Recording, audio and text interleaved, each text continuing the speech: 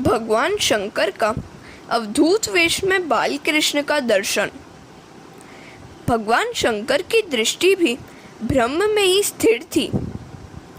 शंकर के दो विशिष्ट गण थे, श्रृंगी और भृंगी। वे दोनों भी शंकर के साथ साथ चलने की हट करने लगे। वे कहने लगे कि यदि उन्हें साथ नहीं ले जाएंगे तो वे सभी को बता देंगे कि यह कोई साधु नहीं, भगवान शंकर हैं। शंकर ने कहा, मैं अकेला ही जाऊंगा, तुम्हें साथ ले चलूंगा तो दर्शन ध्यान में विक्षेप होगा। आज सदाशिव गोकुल में आए। कई महात्माओं ने इस लीला का बड़ा रसीला वर्णन किया है। जो आज तक निरंजन थे वे आज अपेक्षा वाले बन गए। यदि प्रभु ने तुम्हें संपत्ति दी हो तो संकल्प करो कि हर रोज सुपात्र साधु संतों और गरीबों को भोजन कराओगे। यशोदा जी का नियम था कि सुपात्रों को रोज भिक्षा दी जाए। शिवजी का आगमन हुआ। लोग कहने लगे कि यह साधु तो शिवजी सा लगता है। शिवजी अपने तेज को आखिर कब तक छिपा सकते हैं? शिवजी के पास दासी आई और कहने लगी, महाराज, यशोदा जी ने यह भिक्षा भेजी है, आप इसे स्वीकार करें और लाला को आशीर्वाद दें। शिवजी ने कहा, मैं भिक्षा नहीं लूंगा, मुझे किसी भी वस्तु की अपेक्षा नहीं है, मुझे बाल कृष्ण का दर्शन करना है। दासी ने यशोदा को समाचार पहुंचाया कि साधु महाराज और कुछ लेना नहीं चाहते, वे तो केवल लाला के दर्शन करने के लिए ही इतनी दूर तक आए हैं। संत की परीक्षा वेशभूषा या जाति पाति से नहीं, उसकी आंखों और मनोवृत्ति से की जाती है। ब्रह्म ज्ञान सुलभ है, किंतु ब्रह्मदृष्टा, प्रत्येक में ब्रह्म के दर्शन करने वाला संत दुर्लभ है। यशोदा ने खिड़की से झांककर महाराज को देखा और कहा, महाराज, यदि भिक्षा कम हो तो मैं कुछ और देने को तैयार हूँ, किंतु मैं लाला को बाहर नहीं लाऊंगी। तुम्हारे गले में सर्प है, जिसे देखकर मेरा लाला डर जाएगा। शिवजी कहते हैं, माता, तेरा कन्हैया तो कालों का काल और ब्रह्मों का ब्रह्म है। वह न तो किसी से डर सकता है और न उसे किसी की कुदृष्टि लग सकती है। वह तो मुझे पहचानता भी है। यशोदा जी कहने लगी, कैसी बात कर रहे हैं आप? मेरा लाला तो नन्हा सा है, आप हट ना करें। शिवजी ने कहा, मैं तेरे लाला के दर्शन किए बिना यहाँ से हट नहीं सकता। नंद बाबा के गांव के पास आज भी आशेश्वर महादेव का मंदिर है।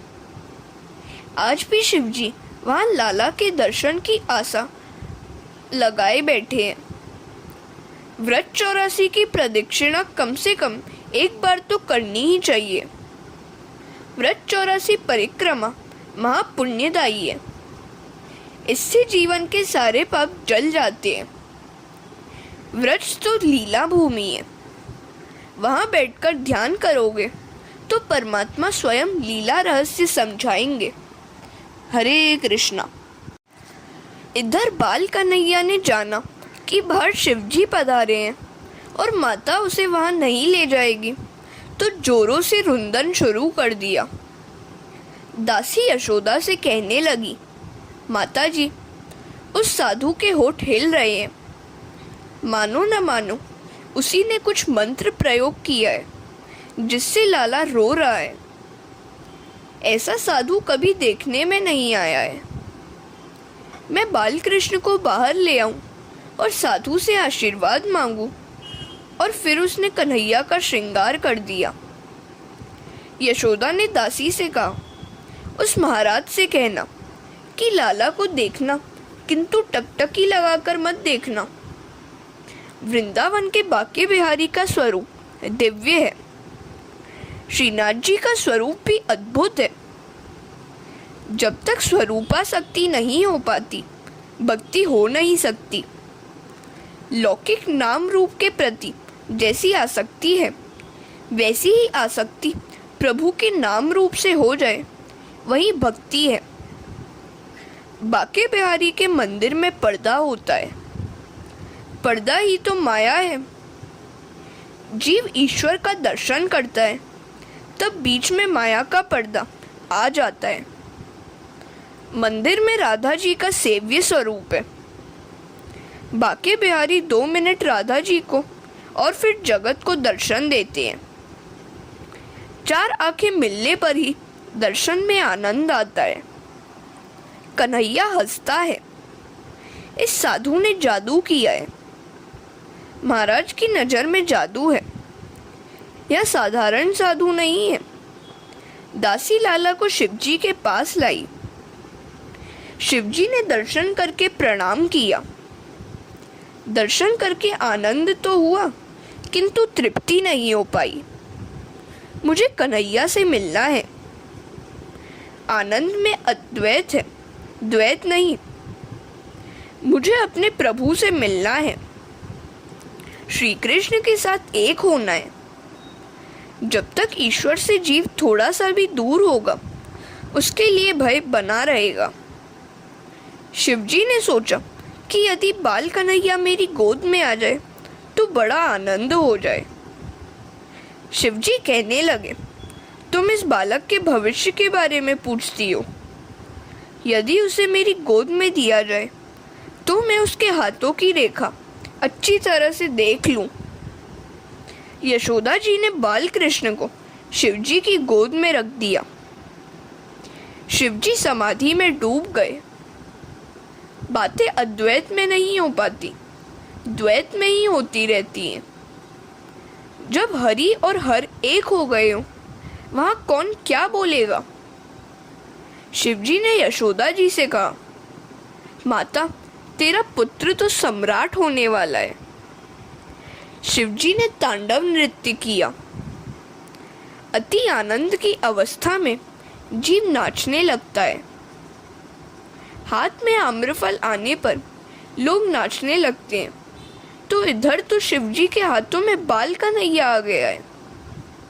शिवजी नृत्य में तन्मय है। वहां नंद बाबा आए। भगवान शंकर की जयकार हो गई। बाल कृष्ण को हृदय में बसाकर शिवजी कैलाश वापस लौटे। हरे कृष्णा। त्रयोदशी के दिन नंद जी गोकुल से मथुरा आए। चतुर्दशी के दिन पूतना आई। नंद बाबा प्रतिवर्ष कंस को कर देते थे। इस बार भी कर देने का समय आ गया। नंद बाबा ने कहा, कन्हैया को संभालना। परमात्मा से हमेशा संबंध बनाए रखो। सभी के रक्षक की रक्षा तो कौन करेगा, किंतु उन्हें हृदय में बिठलाने के बाद हमेशा सावधान रहना कि कहीं लौकिक भोग की ऐशना मन में न घुस जाए, और कोई ऐशना मन में आई नहीं कि हृदय में से भगवान भाग निकलते हैं। कन्हैया यदि हमेशा के लिए हृदय गोकुल में बस जाए तो बेड़ा पार हो जाए। हृदय गोकुल में श्री कृष्ण का आगमन होने के बाद नंद रूपी जीव को बाहर भटकना नहीं चाहिए। नंद बाबा कंस को कर देने के लिए मथुरा आए। वे कंस की राजसभा में आए और उन्होंने कंस को कर, सुवर्ण थाल तथा पंचरत्न भेंट किए और समाचार भी दिया कि उनकी इस ढलती आयु में उनके घर पुत्र का जन्म हुआ है। कंस क्या जाने कि वह कन्हैया ही उसका काल है। उसको तो साश्चर्य आनंद हुआ। उसने सोचा कि इस भेंट के परिमाण के अनुसार उस बच्चे को आशीर्वाद भी तो देना पड़ेगा। उसने बालक को आशीर्वाद भेजा कि बड़ा होकर वह राजा बने, उसकी जयकार हो, उसके शत्रुओं का शीघ्र ही विनाश हो। कंस ने अनजाने ही कृष्ण की जयकार की और आशीष दी। शत्रु भी जिसे आशीर्वाद दे और वंदन करे, वह तो ईश्वर ही होगा ना।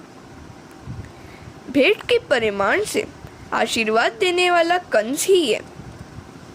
नंद बाबा ने कहा, सारे व्रजवासियों ने मेरे लिए एकादशी आदि व्रत किए, जिसके फलस्वरूप मुझे पुत्र मिला है। नंद बाबा यश औरों को दे देते हैं। सुखदेव जी वर्णन करते हैं, नंद जी वसुदेव से मिलने गए। वसुदेव को बड़ा आनंद हुआ। दोनों ने एक दूसरे का कुशल मंगल पूछा।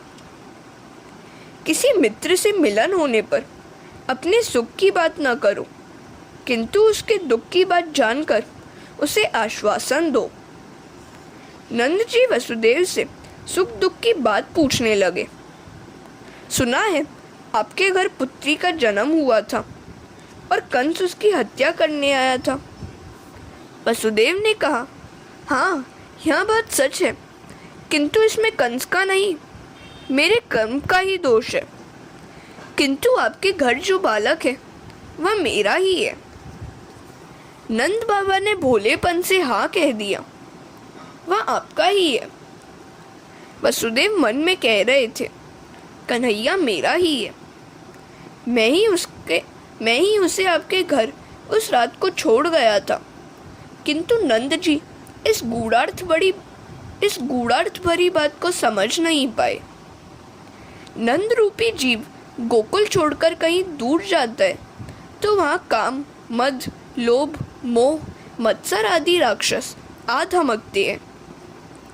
नंद कृष्ण को छोड़कर कंस के पास जाते हैं तो गोकुल में विपत्ति आती है, उधम मच जाता है। नंद बाबा ने सोचा कि कुछ खिलौने लेता जाऊंगा तो लाला को आनंद होगा। कहीं बाहर जाना पड़े तो वहां से ठाकुर जी के लिए कोई अच्छी सी वस्तु लेते आना। तुम्हारा प्रयास भक्तिमय बन जाएगा। हरे कृष्णा।